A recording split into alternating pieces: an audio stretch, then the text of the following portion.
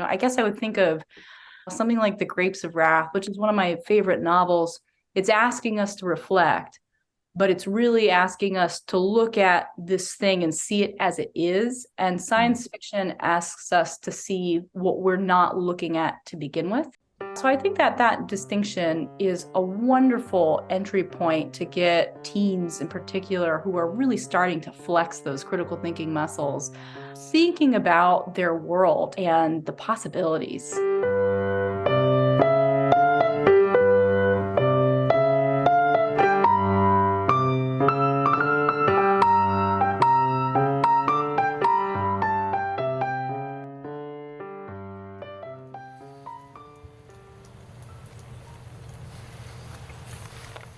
Hello everybody, Duke's here in my camper.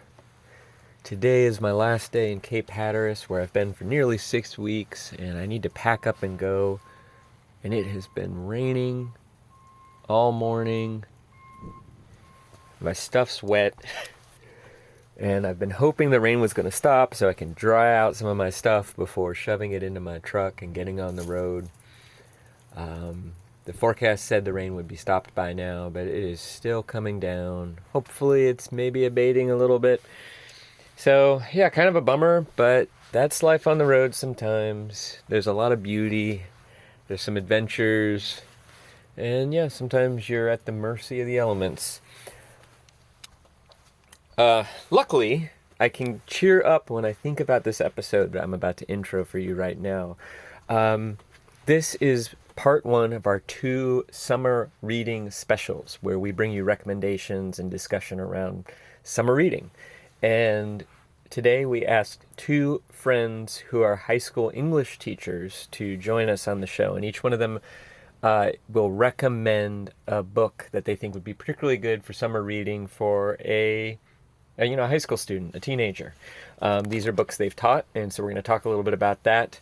And I don't know if you know this, but Chris Bagg, our co-host, was also a high school English teacher at one point in his life too. So there are going to be 3 high school English teachers on the call. I'm the only one who isn't, although I do have some experience teaching high school students in other contexts.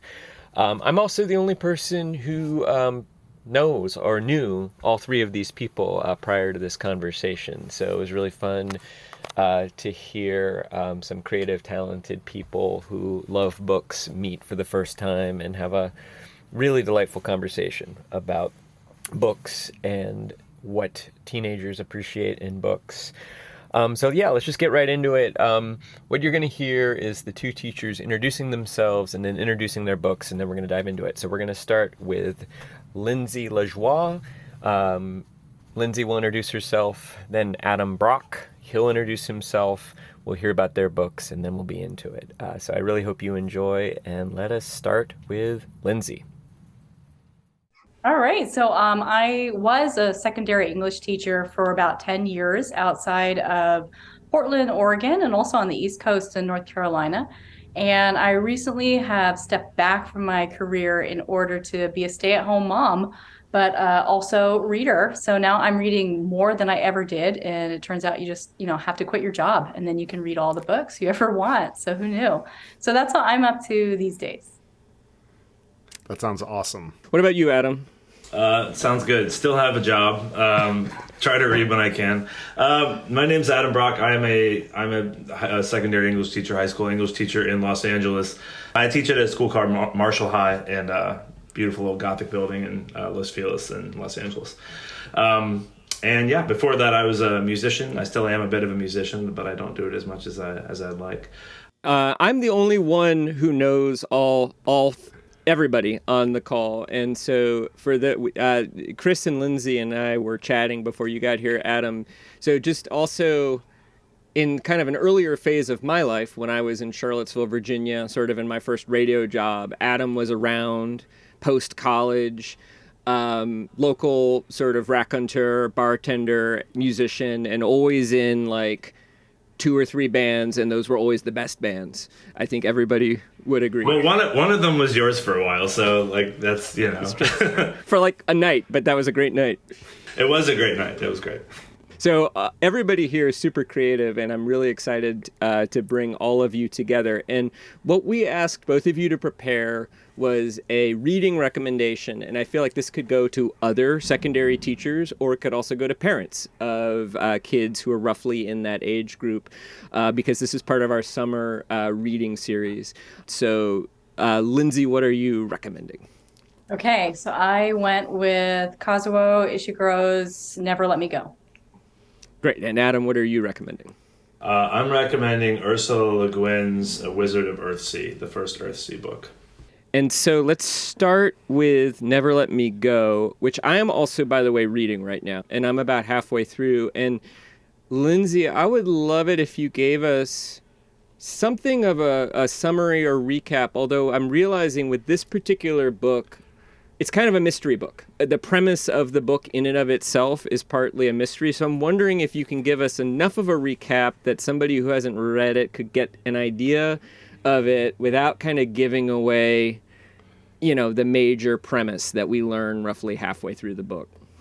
Yeah, well, I've taught this book and I'm so excited because I know that Adam, you just did, and I literally finished this week, so I can't wait that's to hear awesome. all of your students. It was But great. I would never reveal to the kids like what this book, the real what it's about. So I would just say, oh, it's about some kids at boarding school. That's it. Like, oh, okay, that sounds boring. I'm like, it sure is. Why don't you just start it and read it? But yeah, so that's what I would sum up. It's a first person narration of a woman who is an adult and she is what's called a carer. And then I would say you'll find out what that is once you start reading. And she's thinking back about her childhood friends and the experiences that they had. And then I kind of put the period right there because it's a book you really don't want to give away. And that's why I thought it was such a good one for summer reading, because I hate kids who spoil books. They're the worst. And at least if you have summer to scatter them to the winds, I mean, they're connected by social media, but they're not as connected as, people would have you believe it. They have the opportunity to experience it on their own because it has that dawning, eerie dread from page one. And you really just want to let kids get into it and figure it out. And I really enjoyed it as they were reading and coming in and just growing increasingly unsettled. This book is really creepy. Like, it sure is. I don't know. It sure is. I'm not going to be spoiling A Separate Piece for anyone here, right? We've all read A Separate Piece. Another book I've taught in the past, which starts the same way that Lindsay's hook for Never Let Me Go started. With here's some kids at boarding school. When I read that in 8th grade, I opened up my school provided copy of A Separate Piece, and sitting there on the title page was a handwritten inscription that says, "Finney dies." And so, Lindsay, that student, so it was like triggering you like 30 years ago at this point, just being like, I'm gonna get that Lindsay LeJoie. I'm gonna get her. Yeah, this is the worst infraction. Spoilers get sent out of the room. Like, don't. I just like how 20th century that spoiler is. It like makes me think about spoilers in caveman era where it's like the bison gets speared. Like it's bad. I guess, Lindsay, one question, I think you did a really great job. The book does have this creeping sense of horror, but my observation is it's kind of slow. It's not one of our recent examples was Neil Stephenson's Snow Crash, where you're sort of hooked by the first sentence and you're like, oh man, I'm being thrown into this wild world, which is maybe something that I would have expected you would have wanted from an assignment to, particularly, we have this idea that kids these days don't pay attention to anything. So I'm just wondering, why did you choose a book? It's a little bit of a hard start. It doesn't. Well, I have to put on my adult hat for a second and almost kind of pause and say, okay, so listen, it's not his best. We know it's not his best. And I want to say that before I go on to why I think it's great for this sort of assignment, because it just appeals to teens. And the way I'm about to pitch this book is going to make people not want to read this book. So I almost want to say, don't listen to me, unless you're 18 and younger, forget what I'm about to say. But you have a first person narration, female, And she's looking back on her events as a teenager in dystopia society. I mean, that's every other book teens are picking up these days, ever since dystopic fiction has really exploded in a big commercial way. So it's a softball pitch for kids because it speaks to them in that way. And kids love a mystery. Hmm. And when you promise them that there is going to be the fulfillment of answers and there's something going on, usually that rope is enough to pull them through. And the book is pretty slim. It's easy reading. I don't find the Lexile particularly difficult. So even though it is slower, it's not intimidating. You pick it up, and that's a nice slim paperback. A kid feels like they're not being tortured on summer vacation. It's not David Copperfield, which I love. But it's not that brick that they dread. Do you remember that feeling you go to the bookstore when you get your summer reading list and you'd walk up and be like, what has been assigned to me? And you pick up the monster bullshit book that was like 2 inches thick. And you knew you weren't going to read it, but your parents made you buy it. Like, it's not that book. So that's my first push, is that it's really appealing for kids of that age, but also it appeals to my style teaching, where I really want it to be a student-centered discussion, and it asks big questions. And what I really love about it is that it allows you to start with easy, immediate questions related to the plot. So I don't know, are we allowed to do spoilers on this? We're sort of trying to avoid the spoiling the premise of this particular. I mean, if it's I can do it. I can do it. If you can do it. I mean, I think one of the things we could say is that these kids are being prepared for a future, and we increasingly get the sense that that future is disturbing. Yeah, okay. Nice job, Jesse. So with that in mind, we can start with that premise and ask kids like, well, how do you feel about what's happening in this situation? And then you can just scale it out so much bigger. And what I really like to do is push the kids to not be in the position of our main characters, but put yourself in the position of the society on the other side. How much are you willing to let other people suffer if it improves the quality of your life? And that's what I love about science fiction. It asks us these questions, and with teenagers in particular, it gives them something immediate and understandable that they can latch onto. Especially if you have older kids and you can hit them with harder hitting questions, like, how would you feel if you could give your grandmother 10 more years in your life? Would you do it? And these are the questions that the book asks, because that's what's happening in the world at large. And we can take it and apply it to just about every situation, and that's really great. So once you do that, it opens up that book. And even kids who don't read the book can then be part of that discussion and become critical thinkers, engaging with the ethics of it. So it gives us a lot of doors to walk through, even though it is slower climb up to that big reveal and understanding. It occurs to me, too, as you're talking, that when I was that age, I really enjoyed books that depicted the world of adults as being untrustworthy. I was being assigned a book by my teacher that sort of suggested that maybe I shouldn't trust my teachers. And I remember liking that, maybe reading like The Awakening or even A Separate Piece, that sort of feeling of like, maybe the adults aren't playing straight, with kids, because often adults aren't playing straight with kids, and anyway, I'm really curious, Adam, about your experience teaching the book. Yeah, I'd love to chime in on a few of those ideas. I'll also say, just to what you're saying, like teaching a lot of coming of age books in 9th grade, 10th grade, 11th grade, like we have that conversation a lot in our class. And like one of my favorite things I remember telling students and like, is that like, we're all just like faking it. And like, that's the difference between, I feel like in all these books of coming of age, like when you realize like, one of the biggest things you realize growing up is that the grown-ups in the room are not the grown-ups in the room, like we're all just full of shit. Like we went to school, like doctors went a little longer, like we're all kind of like, like we were all drinking too much until 2 a.m. trying to play in bed. And no, we're all just doing our goddamn best, Right. And we're just like them in that way. And I think that they appreciate understanding and talking about that. And I agree that they like sifting through the sort of distrust of adulthood.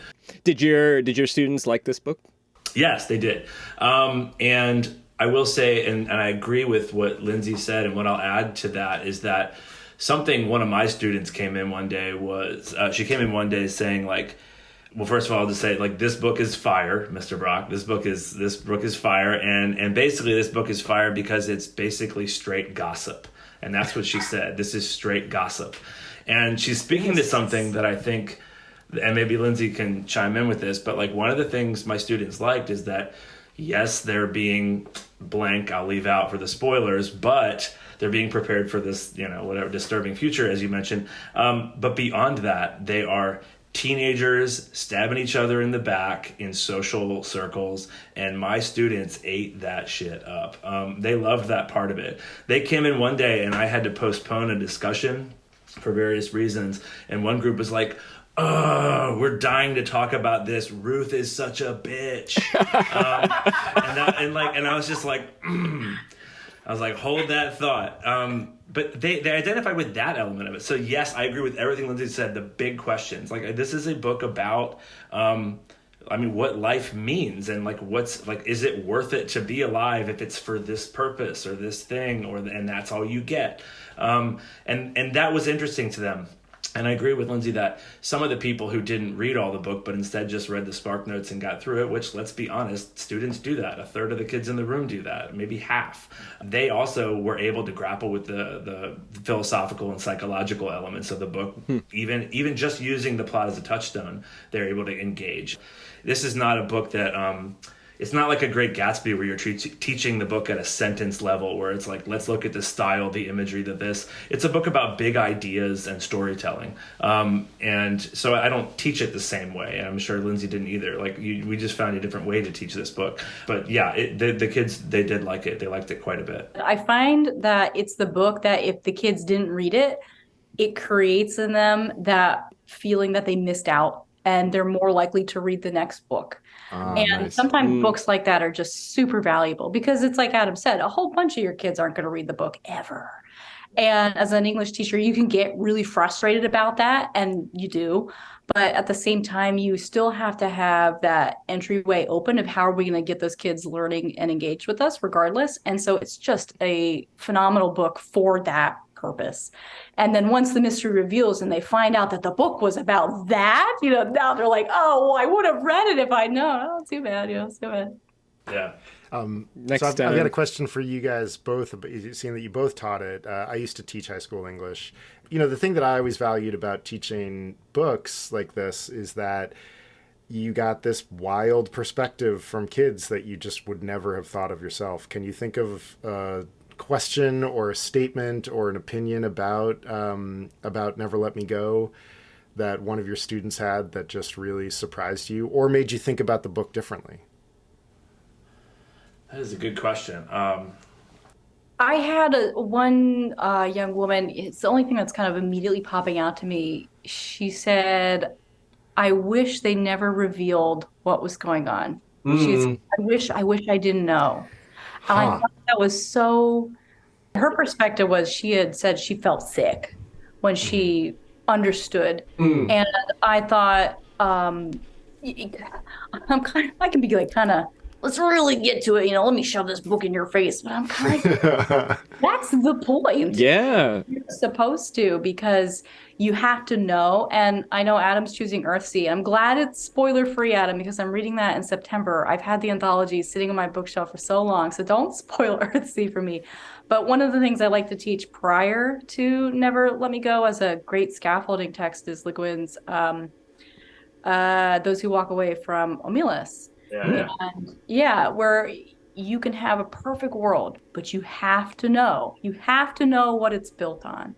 And do the people in that society in Never Let Me Go know what this world is built on? And the answer is yes. And they still choose it and they live with it and they're perfectly content with it. And we make those same choices ourselves in a whole variety of ways. And I mean, that's the heart of science fiction, right? I can't remember the quote, but I think it was Atwood who said that really good science fiction just takes kind of one thing in our world and turns that dial up to 10.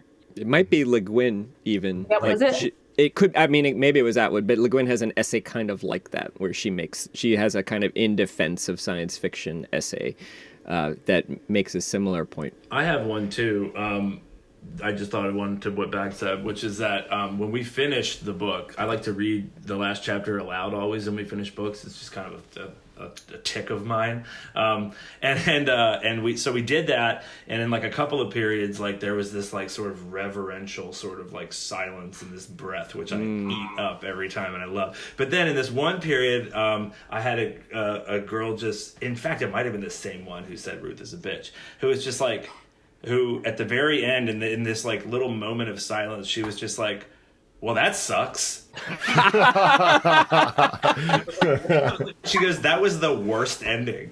And I was like, okay. And I had to like sort of take a breath, and I was trying to figure out, and then we had to talk about it, and I was like, why was that unsatisfying to you? And of course I don't want to give anything away, but it's like, if you finish the book, it does like end in this like place of like rich symbolism, you know what I mean? And I think that what the student wanted from having this conversation was like, she was mad that there wasn't more of a sort of like call to action kind of a vibe at the end. Like she wanted like vengeance for the characters. She wanted, and like to me, like I'm very moved by this sort of like, I don't know, like deep sadness that wells up in the last chapter of the book.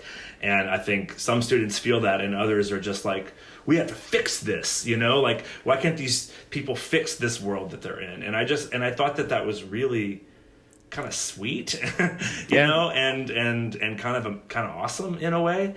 At first I was like mad that she didn't like vibe with the poetry of the ending, you know? No, I think but I mean, I don't know the ending, but to me that feels like a perfectly valid response to a frustrating ending. I mean, if she wants revenge, she should read the 5th season, which is what Bag and I are reading right now. I want to know how this particular student reacted to the lottery. We did. I'm pretty sure we read the lottery. So did she like throw the book down and storm out of the room? I don't recall, but did you ever watch the Made for the Educational Society of America like 30-minute video film version of the lottery? No. That sounds very painful. Oh God. And the only fun thing is that one of the characters who has like one line, because all the characters have like one line, is a very young Ed Begley Jr. It's great. I was like watching it, I was like, that's Ed Begley Jr. Pretty sure that's Oh my Ed Begley God, Jr. that's amazing. Who is probably like riding by your house right now on his bike. Since Probably, he rides around Los Angeles on his bike apparently everywhere. Lindsay, because Adam brought this up, I'm gonna ask you. So we now have Adam's sort of teacherly tick about reading final chapters out loud. Do you have something similar? Do you have a thing that was like the price of admission for your students, like that you do every year, no matter what? Oh, geez. This is so corny. I do like all the same time jokes that you'd make every year. And my big thing that I always taught, where I really shined, was Shakespeare. I just live and breathe Shakespeare. And so I have those plays like memorized start to finish. Thumbs up for Shakespeare. Shakespeare's getting some Yeah, thumbs so up. I can turn death into the funniest comedy. I you've also ever like seen. Shakespeare. I teach a class, Lindsay. I like lobbied my school to let me teach a Shakespeare elective, and I do it. We have found each other. So I guess with that, just having all the right timings and all the right jokes. But I guess though the price of admission is you have to be very kind to my very terrible drawings. So I go to the board and I'd be making the students take notes. I make them hand take notes, and they hate it, and it's going to happen, and deal with it. And then every so often I would throw in intentionally hilariously bad drawings, and I'd turn around in dead seriousness and say, this is on the test. And I'd see them immediately start copying down my shitty drawings. The way I did it, like when I did Life of Pi, doing the worst life boat you've ever seen, some sort of fucked up tiger eating zebra. I'm sorry, I don't know if I could curse. Oh, you can curse. It's fine. Curse away. And then telling them you need to copy this down. So yeah, I think that was my tick. Yeah, you gotta love fucking with kids a little bit. It's kind of where I get a lot of my rapport built, like with that stuff. Like one kid today, we had to take some standardized test, and they all know what I think of it, And one kid looks over and is like, "Mr. Brock, is this graded?" And I was like, yours is, you know? And I think eventually he got it, but for a second he like shit his pants, you know? I think we should move on to Wizard of Earthsea, just to make sure we stay on schedule. Adam, do you want to give us a quick recap, sans spoilers? Right. Yeah, and so, you know, my pitch in general for this too is like, this is it's Ursula Le Guin, who, by the way, I'm also, throw that out there, I'm currently reading The Lathe of Heaven because I have students reading it for another project, and it's like, I could have talked about this is great too. And The Left-Handed Darkness is probably what I will describe as my favorite book. If you ask me my favorite book, that's usually my go-to answer. Great, love that book. I've taught that in the past too, a little more challenging. So this is a book I've taught in ninth grade, and I think that, like, you know, it's definitely less challenging than some of Le Guin's speculative fiction and sci-fi.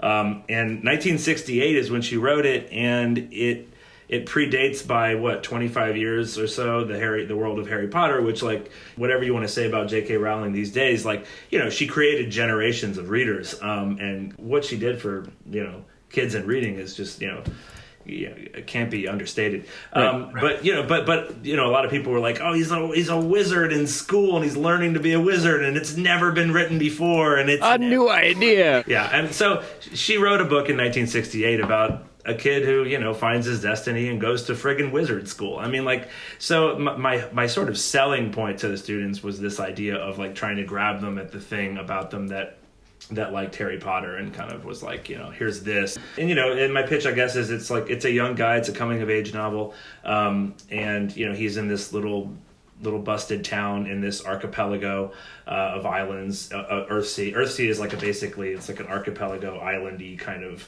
vibe. And one of the interesting things Le Guin sort of did was take the high fantasy, you know, Norway Tolkien model of mythology and flip the race stuff around. So, like, he's the dark-skinned, they're the dark-skinned people, and the you know, the light-skinned people are the marauding Viking-esque people, which I feel like is kind of legit. And they're the historically threat. Accurate.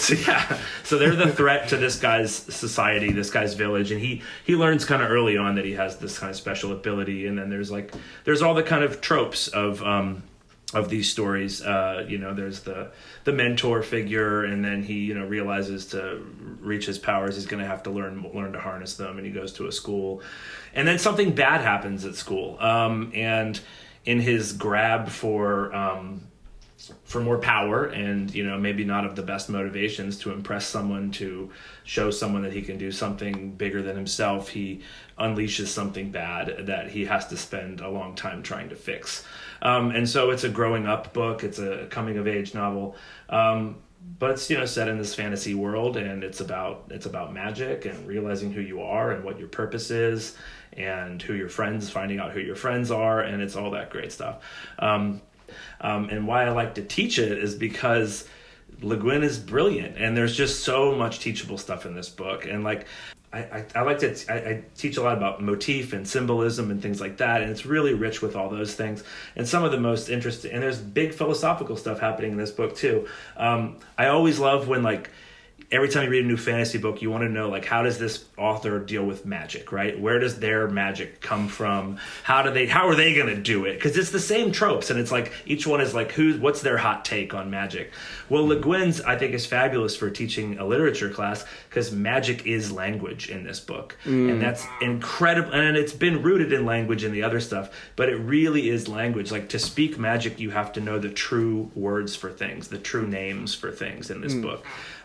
So magic is intricately linked with language, and language is intricately linked with identity. So it's basically like, it's a book for teenagers trying to figure out who they are. And then beyond that, the other cool thing that I like is that the way she deals with magic is that it's this Taoist kind of approach where everything has to be connected. So if you do something over here and you make the wind go this way, like, something's going to get fucked up over there. And so there's a great responsibility in learning how to do this stuff. We can't just do it willy-nilly, or we're going to screw the world. There are probably a lot of themes, but the three themes I just picked up on, and one is whether, you know, we're using the metaphor of magic, but language as power, and language, the relationship between language and identity, as a very, very powerful theme. the question of doing something in one place that's going to have unlooked for consequences in another place, which is very much a part of our reality as well, also very much a part of Never Let Me Go. And then also the observation that the protagonists are people of color, are dark-skinned, and the antagonists are light-skinned. Do you find that your students notice those themes on their own, or do you find that you need to help them with that? That's a good question. I mean, I think I tend to help them with it, whether or not I've given them a chance to fully find those things. I can't recall. It's been a couple of years, but I will definitely seed discussion questions with ideas like that. It might just be, finding a passage and then being like, what is this pointing us to? And I think that a lot of astute students will find those things on their own. And it's true. It's like, it does make you think about, just that one simple detail of what she's doing with race kind of makes you kind of do a little survey of our own history and sort of think about, like, how does this recast what we've learned about colonization and colonialism and all that stuff. And they're astute. They catch that stuff. Also, in like 1968, I don't think you had a lot of white writers writing with dark-skinned protagonists. Like, that was, it's probably more common now, but that was very, very unusual. And I think it's also very unusual in like science fiction and fantasy at that point. And I'm no expert, but apparently, like, a lot of Ursula Le Guin's great ideas about anthropology are because her dad is a famous anthropologist from California. And, like, I've mentioned her, and being in California, it's interesting. The people around here know about her way more than I ever knew about her. Because I think her dad was pretty famous in some university out here, like a major head of an anthropology department. Alfred Kroeber. Is that, do you know about this guy? I don't really know much. Yeah, I mean, I was an anthropology major. Yeah, he was like one of the major American anthropologists, a disciple of Franz Boas. Her mother also wrote the book Ishi, which was a kind of like microethnography of this man who was the last of his people, who was like living in a museum in California.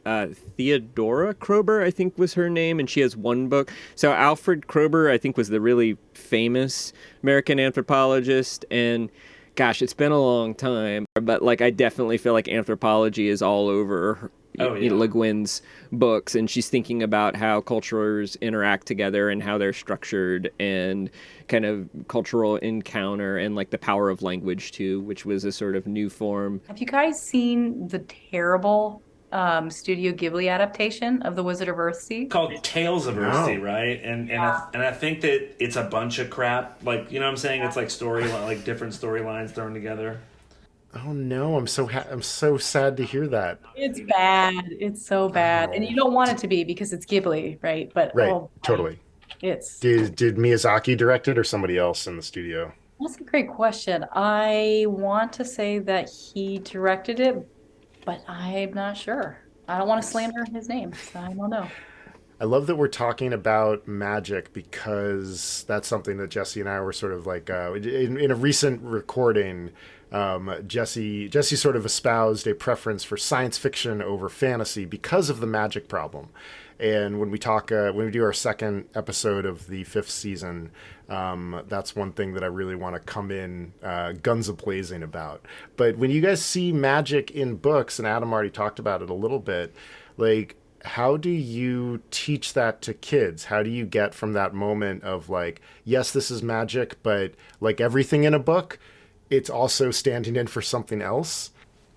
That's a good question. Yeah. I mean, we definitely talked about it a lot in terms of, a lot of this book, I mean, in fantasy can a lot of the times, and it might be reductive to say it always is, but like it can serve at a representative or symbolic or metaphoric level, you know what I mean? And so like, essentially, I mean, what is magic? It's power, it's control, right? And so we can identify with those concepts as people, whether or not we're fantasy people, right?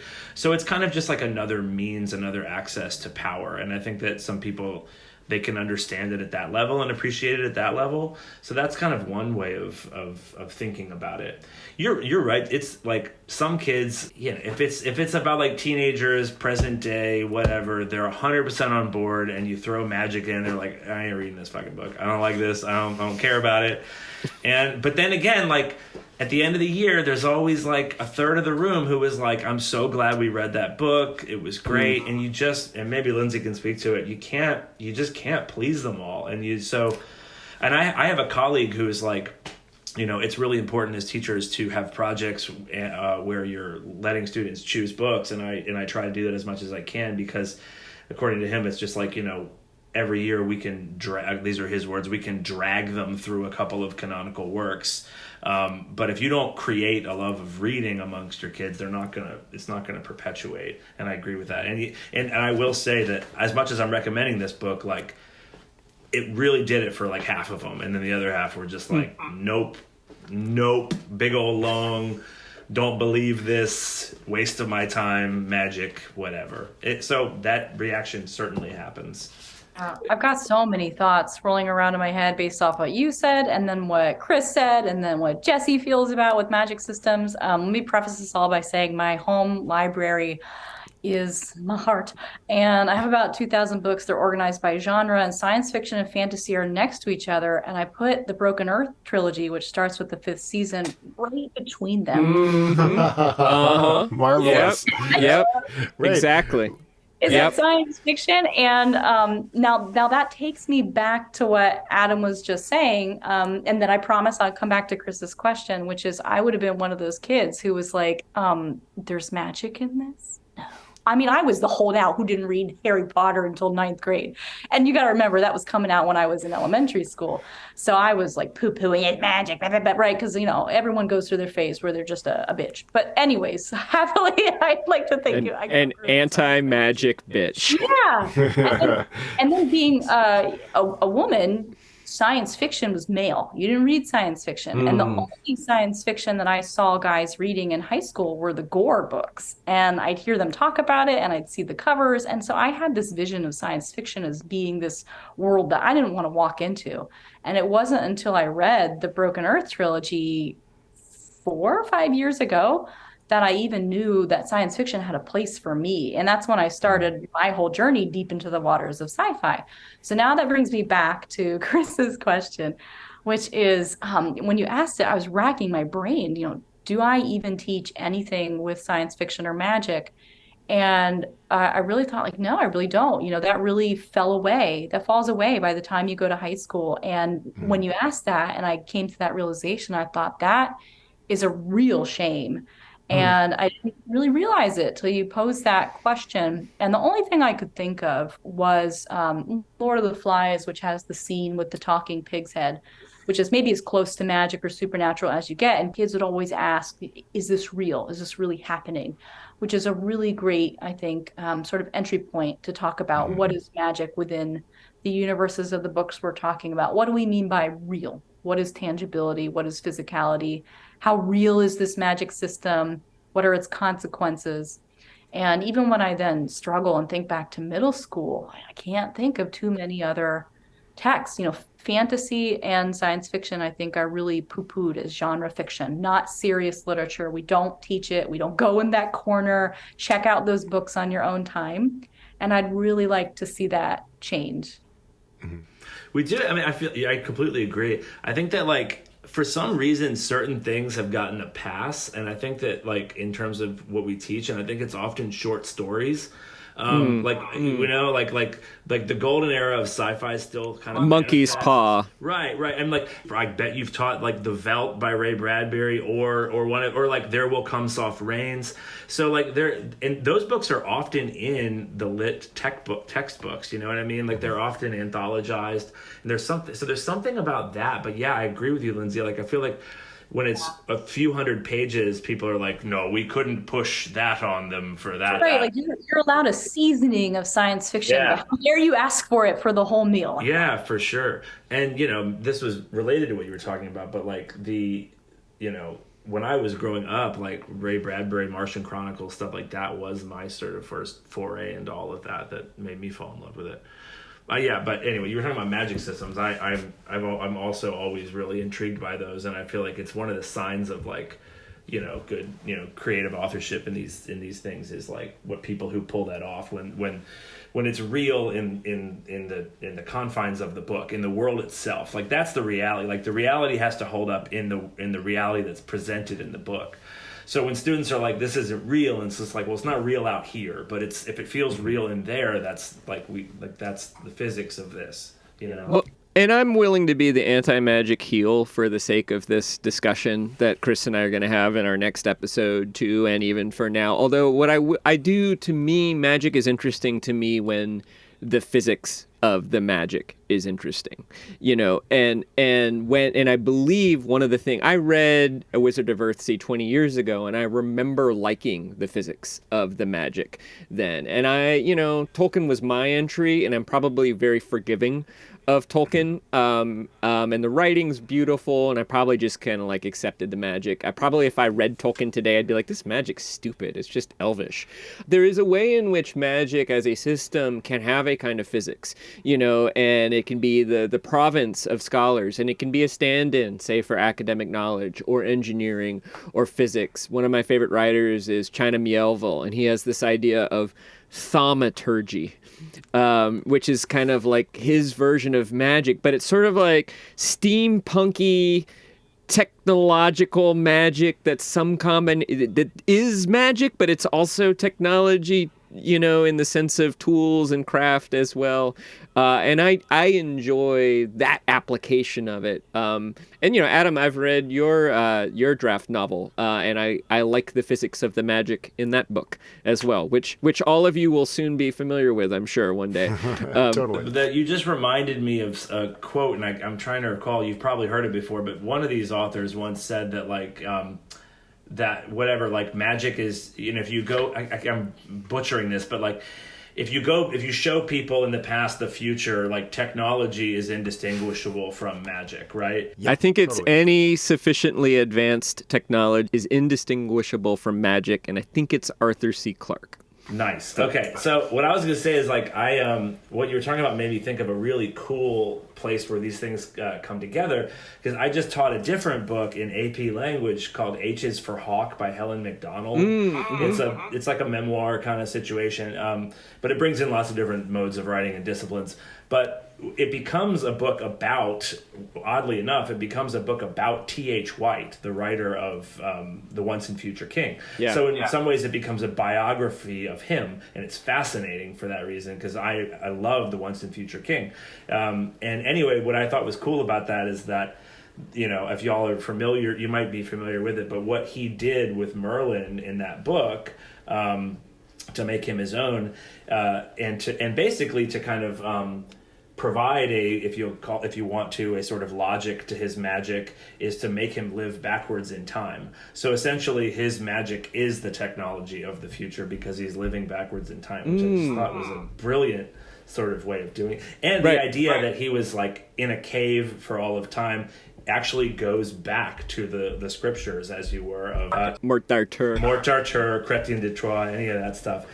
So anyway, it was a brilliant choice, I thought, but that's a way that he married those kind of concepts, which I thought was cool. Yeah, like Mallory does suggest that Merlin lived backwards, I think, and I think Steinbeck, which in his Arthur book, which is just kind of like a sort of plain English translation of Mort d'Arthur, I think also did not know that existed, but now you're going to ask about summer reading, but there it is, baby. Okay, that is my favorite. So you guys are talking to a huge Arthur fangirl. I felt, you opened the door. I fell deep down the waters of this, and I was really fortunate that in my graduate studies I actually read a lot of the original medieval stuffs. But this is my plug. So Steinbeck's actually isn't a translation. It's his own unique retelling, and he comes up with his own stories.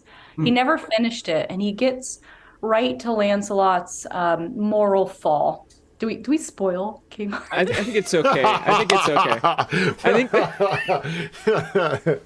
It gets to the point. Lancelot has a disturbing future.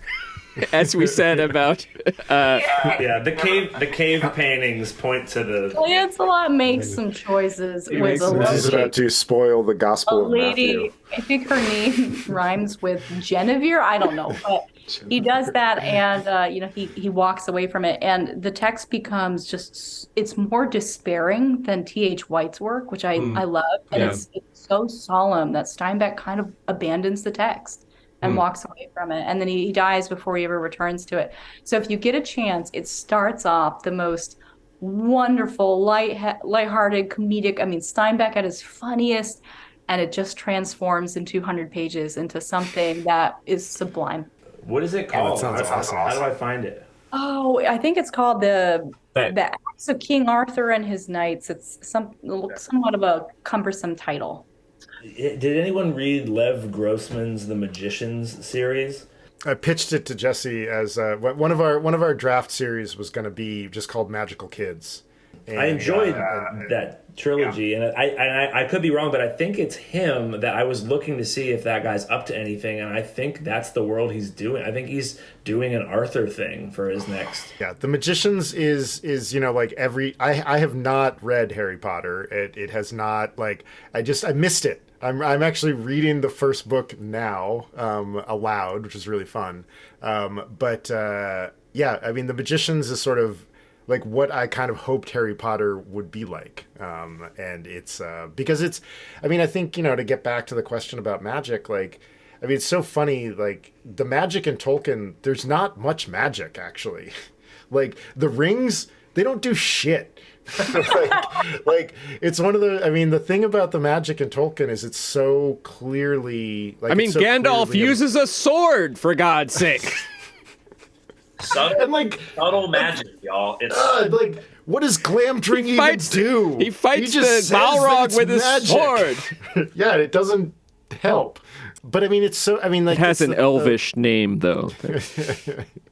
Yeah, I mean, it's like so clearly a metaphor for like power that can go astray, and that's sort of the Tolkien magic thing. It's just kind of like sitting there right on top of everything else.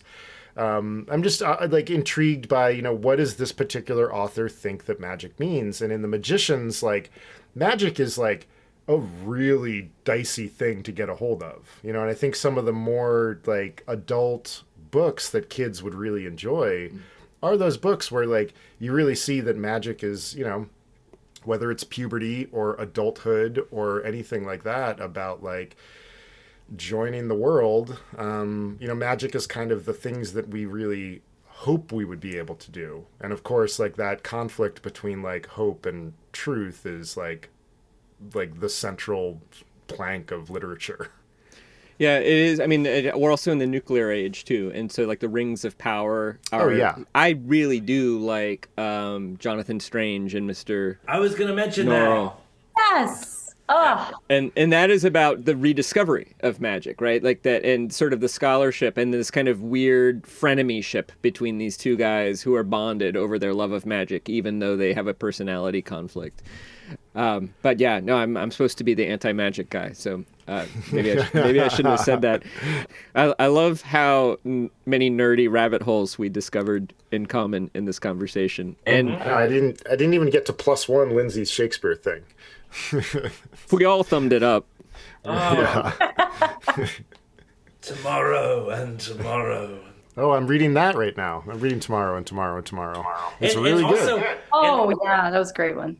And everybody's great with supernatural in Shakespeare. You know what I mean? Like, know, right, but yeah. not in anything else. There's a question that Jesse wrote that I think is a really good one. That do you guys think that sci-fi or speculative fiction engages teenagers differently? Differently than. Books about this sort of recognizable now time and place. I was just going to spit out then The Grapes of Wrath. I don't know. Yeah. Which is great, and kids should be engaged by it. Naturalistic books that, I mean, Grapes of Wrath would be, at this point, sort of a historic novel, even though it was contemporaneous, but, sort of naturalistic books about the world that is familiar to them. Yeah, I definitely think so. I mean, science fiction and speculative fiction, are they the same thing? I mean, Margaret Atwood feels that they're not, so I don't know. Who am I to argue? But it asks what if. And I just don't think that there's an easier question to ask a teenager to get them interested in reading something than what if. And, I guess if you threw out Strange and Oral, so this is why now I'm thinking of the Napoleonic Wars. What if it's the Napoleonic Wars, but there's dragons? Yeah. Tamerlane, right? What if? And I was about to spoil Never Let Me Go. So read myself in.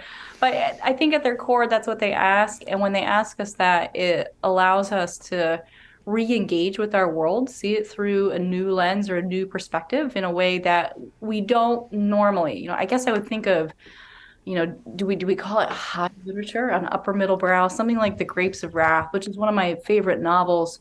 It's asking us to reflect, but it's really asking us to look at this thing and see it as it is. And science fiction asks us to see what we're not looking at to begin with. Very well put. Yeah.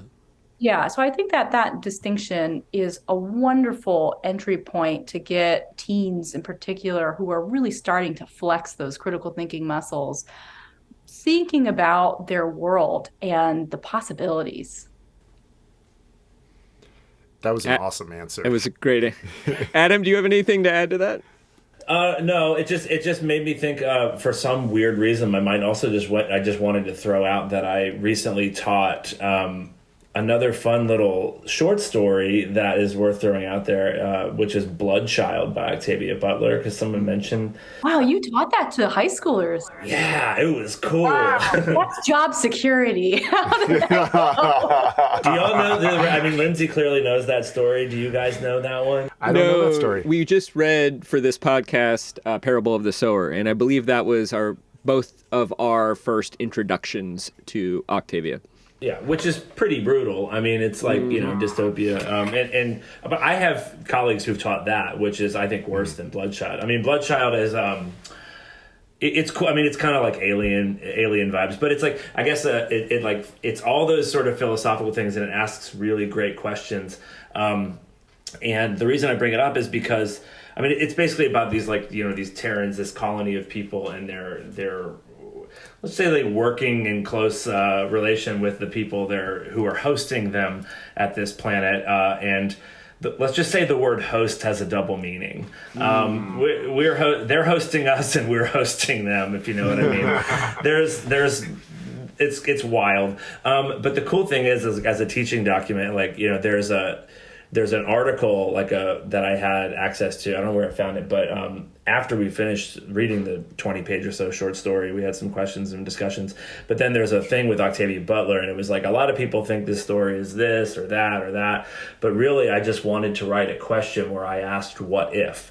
And that's what Lindsay was talking about. And then her what if for Bloodchild was, what if it were the men who got pregnant? They latched onto that, I think, in part because of those what if questions, but also in part because it's kind of gory and bloody and kind of gnarly and thrillery. Shall we go to trivia? So I'm going to give all of you a chance to guess. It's multiple choice. There's no prize. No Googling, please. I'm very excited about this one because it very much touches on many of the themes that we've discussed. Can I do what my students do? Maybe Lindsay will say it too, which is, how many points is this worth, mister? That's a teacher joke. 573 points. 573 points. Be credited. Yeah. Okay, so I love both of these writers that you have recommended, Ursula Le Guin and Kazuo Ishiguro, who I've only started reading recently. And I was curious if they had crossed paths. And so I did a little research, and it turns out that they actually had a little bit of a spat a few years ago, obviously while Le Guin was still alive, which is a little bit sad, but also a little bit fun. And so my quiz for you is basically Le Guin in her blog had some choice, acerbic, critical words in her blog about Ishiguro. And my question for you is, what was the inciting incident? And it's multiple choice. So before we do this, how are we going to answer in such a way? This is a spoiler-free episode, as we have done so far. How are we going to answer this in such a way? It doesn't spoil the books that were maybe each of you can chat me your answer in the chat feature separately, and then I will give away the answer, and then I'll reveal if there are any winners or losers. All right, so I'm setting my chat setting to just Jesse. So what was the inciting incident that pissed off Ursula Le Guin such that she had some choice acerbic words for Kazuo Ishiguro? Is it A, that Ishiguro referred to the Earthsea trilogy as young adult literature? Or was it B, Ishiguro would not acknowledge that his book, The Buried Giant, was fantasy? Or... These are good choices, Dukes. Really good so far. I mean, it could be either of those. And Well, that's just two. That's just two. Or... He usually does 4, which is brutal. I'm rating it into 3. I've decided 3, unless the fourth one is D. Larry Niven. That's my new rule. It's Larry Niven all the way down. Is he Ringworld? Is He's that what you're talking Ringworld. about? He's Oh, Ringworld indeed. guy. Yeah. Ringworld, few others. Is it C, Ishiguro, in a review of a late career Margaret Atwood novel? And we should just say Margaret Atwood and Ursula Le Guin are very close friends, or were very close friends.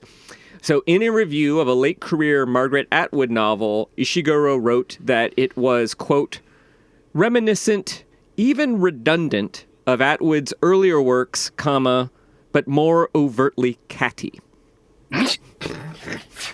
I just hope you made that quote up. You know what I mean? That's what I hope.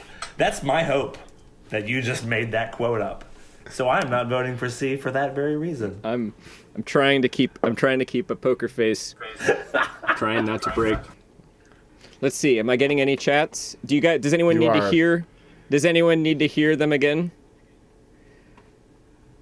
Want Okay. is different than need. Why don't you say what people have guessed first? Yes, And then that okay. will continue to build the suspense. Though I know what Adam guessed because he didn't follow the directions. I thought I was supposed to chat it. To just That's Jesse. a private chat. Doesn't matter. We didn't want you. Okay. I taught a whole year on Zoom. I'm never doing it again.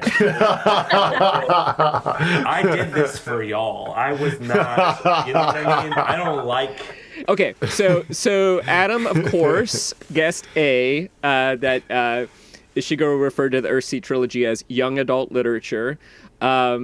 Chris guessed C, the catty Margaret Atwood quote. I couldn't pass that up. Lindsay guessed B. Oh, So this is great. One Nice of you is bound to be right. I think Lindsay's right. I think it's B. I want to change my answer. Oh, For that. no. No, Yeah. it's in the chat. I Too can late. see It's it. in the chat. It's in the chat. You were influenced by... Okay, so here is the blog post in question. Familiar folktale and legendary surface elements in Mr. Ishiguro's novel are too obvious to blink away. But since he is a very famous novelist, I am sure reviewers who share his prejudice will never suggest that he has polluted his authorial gravitas with the childish whims of fantasy. Respect for his readers should assure him that whatever the book is, they will honestly try to follow him and understand what he was trying to do. I respect what I think he was trying to do, but for me, it didn't work. It couldn't work. No writer can successfully use the surface elements of a literary genre, far less its profound capacities, for a serious purpose, while despising it to the point of fearing identification with it. I found reading the book painful. It was like watching a man falling from a high wire while he shouts to the audience, "Are they going to say I was a tightrope walker?" I wish our audience could see your head snapping as you read this, Caddies. God. It's so good. It is so This good. is- Like Ruth, Ruth from Never Let Me Go could not No. write not that much of a anything. bitch. Did y'all can we just fanboy fangirl about Kazuo Ishiguro, because he's emerged He's as great. one of my favorite writers in the last 5 years. Me too. And I've- master of subtext too. Oh, you yeah. know, and the slow to- reveal of of importance, and it's brutal. I guess on the subject and- of sci-fi, did you guys read Clara and the Sun by him? Yes. Yeah. Yes. Loved it. Loved I it. read that. Loved I read it. that. Put that on the list. Y'all mess Yes. with that unconsoled. Y'all mess with that, like, the weird one. That's the one that, like, divides people. And it, like, some people say it's the worst. Someone like said it was like this is the worst novel of all time. Well, and after Ursula Le Guin's trashing, how many of you are going to read The Buried Giant? I've read it. I loved it. Okay. I've read it and I wasn't a fan. It wasn't bad. It just, for me, everything that he's done just is in the shadow of The Remains of the Day. Sure. So, Right. Yeah. Remains of the Day. I want to go. One big. I want to go gut punch. read that review now. I want Jesse send me the link to that review because she's like channeling Jonathan Swift. I will. It's, like, you know what? absolutely I want to amazing. read Ishiguro's response, which is he starts out by saying something to the effect of, like, I think she wants me. This is a little bit confusing. I think she wants me to be the new Margaret Atwood because he seems to think that Margaret Atwood does not like science fiction. Maybe that's a reference to what Lindsay was saying earlier. I don't know. But Margaret Atwood and Ursula Le Guin love each other. But he goes on to say, if there is some sort of battle line being drawn for and against ogres and pixies appearing in books, I am on the side of ogres and pixies. He said, I had no idea this was going to be such an issue. Everything I read about the buried giant, it's all, oh, he's got a dragon in this book. Or, oh, I so liked his previous books, but I don't know if I like this one. So Lindsay, basically. Le Guin's entitled to like my book or not like my book, but as far as I'm concerned, she's got the wrong person. I am on the side of the pixies and the dragons. So he's saying, look, I don't, I'm fine with being called fantasy. That's not a problem. But he was expressing an anxiety that I think you guys have expressed in this conversation, that because the book has fantastical elements, it may not be taken as seriously as literature. And, that's an anxiety I bet a lot of writers have, for right or wrong. Yeah. I think that a lot of like fantasy is like kind of, it's showing up so much in other forms of media these days that I think that like people are jumping on board a little bit more, being more willing. Seems like. I would love to see what some of y'all's choices for like, I know that you've done a lot in this sort of like, with, upper middle brow. Like these are the sci-fi or speculative fiction authors and works that teeter between, we can call them literary, we can call them genre, whatever. And you've been doing those, but like, what are your fantasy versions of that? Because like, there's something that, have you guys read like the Marlon James books that have come out in the past few years with the Dark Star trilogy? No. They're put out on Riverhead Books, which is like a very highly literary, publisher, and they're dense and they're literary and they're kind of incredible. And I'm just like, who are the people in that world? Like I think of Mervyn Peake. Have y'all messed with the Gormenghast books at all? Like from the 70s? No. Yeah, that's like the Charles Dickens of like fantasy, in my opinion. Cool. Like it feels very Dickensian and weird. And the magic is subtle. It's poetry more than it is technology. You know what I mean? Mm-hmm. And I feel like there are people doing that kind of thing. I would love to find more of them, I think N.K. Jemisin, I think The Broken Earth, I think the 5th season really hits me more as fantasy than sci-fi. But yeah, I'm definitely in the side of the pixies and the ogres. So I definitely would like to read some more. Any of the stuff that you're mentioning, I'll throw on the list. Well, throw that the Darks trilogy, Marlon James. It's the tagline is like, this is Middle Earth in Africa. And it's basically, he's drawing from all the deep mythology of African peoples, but it's as wild and slapdash, and like there's like it's just nuts. It's bonkers. There's shapeshifters and there's voodoo stuff. I mean, it's a wild ride, and it's really fun and weird. I wouldn't recommend it to high school kids. It's too adult, but like it's a romp. You should check it out. I mean, I loved, when I read the Earthsea trilogy 20 years ago, I remember I really liked them. I also read a lot of fantasy as a younger reader, like middle school into high school. I still think Tolkien is amazing and stands up, but that sort of high fantasy, like swords and dragons and stuff like that, I just don't read a lot of that stuff anymore. I did really like Sunshine by Robin McKinley. I mean, it's a vampire novel, so maybe kind of more like horror, but it also, I think, sort of scans as fantasy, but then it's also set in kind of a contemporary era. There are cars and things like that. Our friend Justin has been recommending Brandon Sanderson. He's probably what you won't. He's like that. He's Swords and Kings. You know what I mean? Yeah. Like it's that whole thing. Which I agree. I don't read as much of that as I used to either. I don't know. Yeah, You it's- recommended I don't Gene. find him very readable. His prose is so bare. It's really Yeah. it's gosh. Hopefully you don't lose listeners over what I'm about to say, but it's like a middle schooler wrote it. It's yeah. I think there's a similar analogy to like romance novels in when we get into like that kind of high fantasy. You're there for something else. You're like it's not, like the books that we're talking about like, I mean, it's this question of figurative language is like what literature kind of stands on top of, because it's pretty boring eventually when people just come right out and say stuff. And that's but then sometimes it can also be nice to just be spoon-fed the thing that you're there for.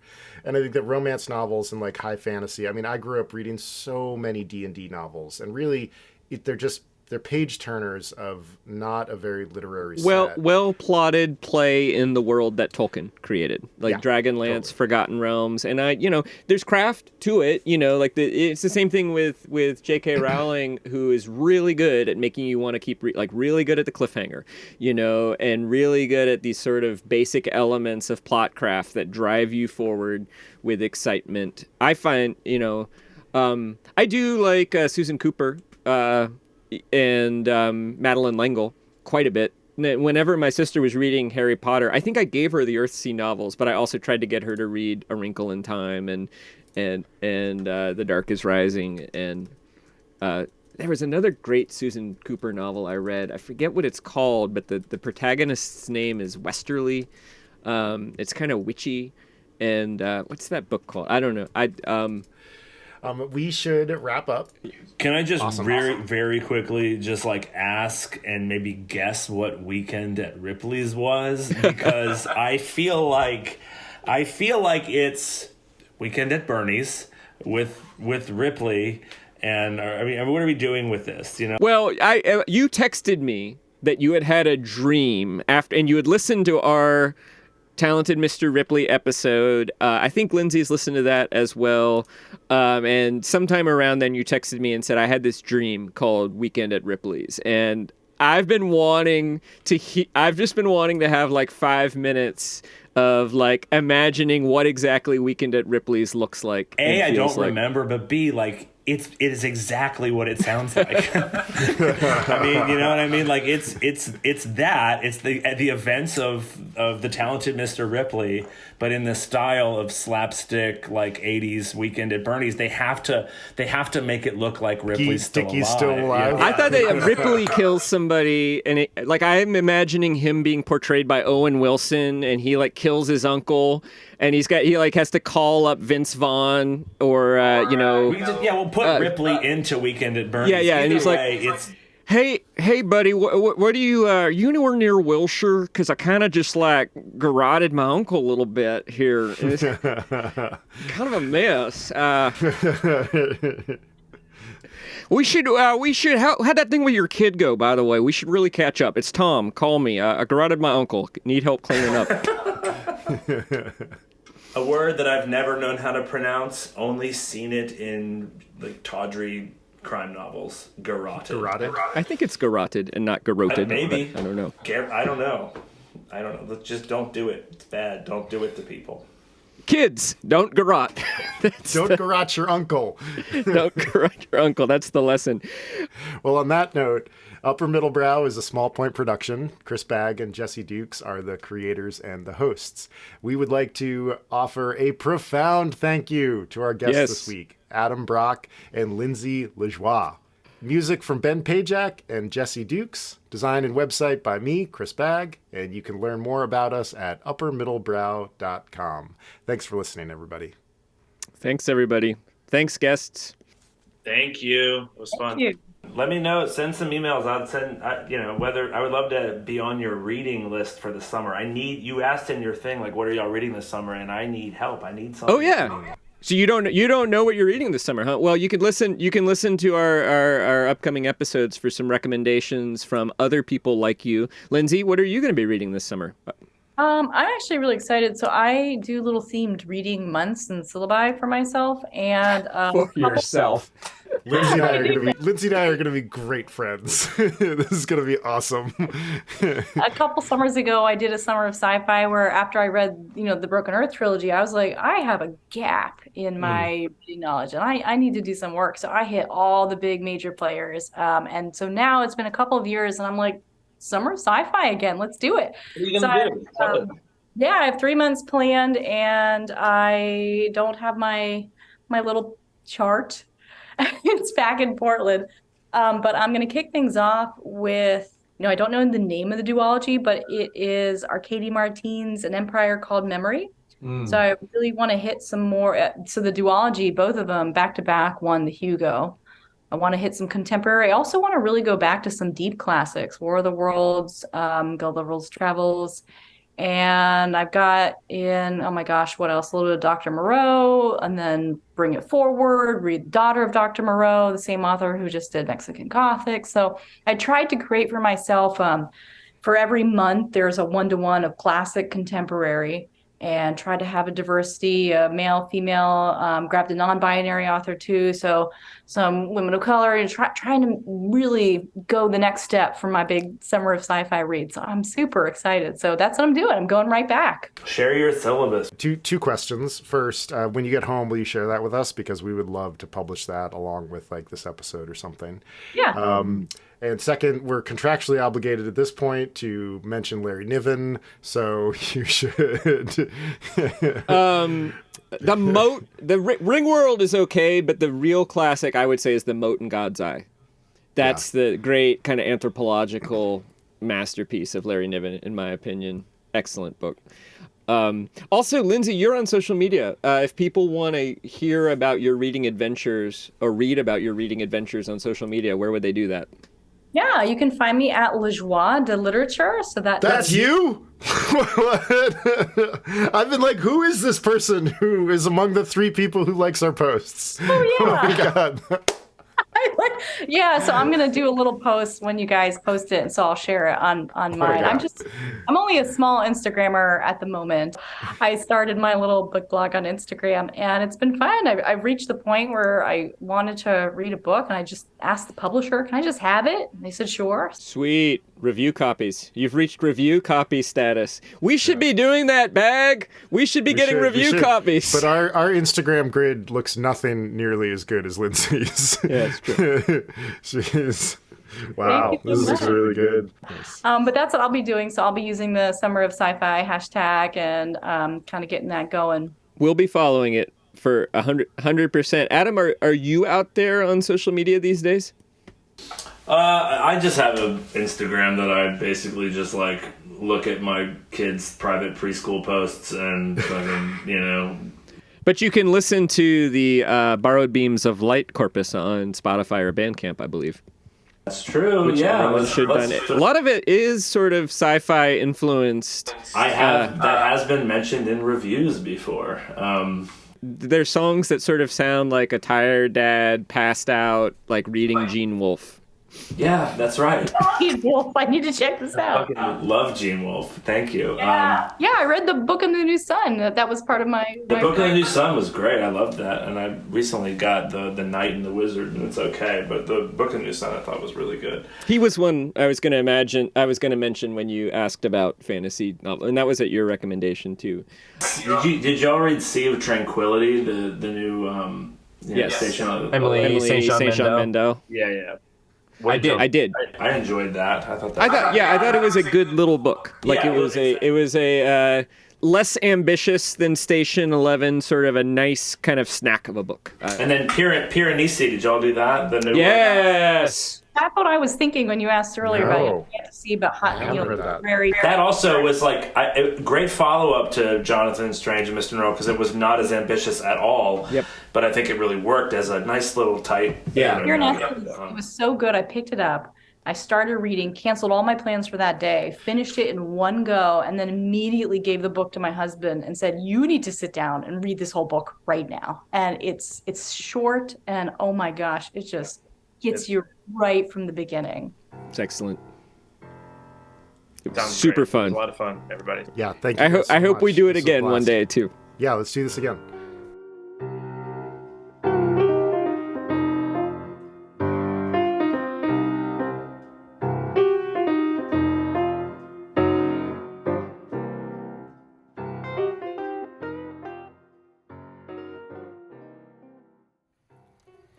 All right, Duke's here again, and we sure hope that you enjoyed that conversation as much as we did. Thanks again to Lindsay Lajoie and Adam Brock. Next week, we're going to do another special episode around summer reading, this time with two of my journalist friends. So be sure to check that out. Looking out here, it's still a little rain, but I can see the sun trying to poke its way out, kind of to the south, so maybe there's hope I'll be able to dry this stuff off before I get on the road. Anyway, thank you as always for listening, and we'll see you next time.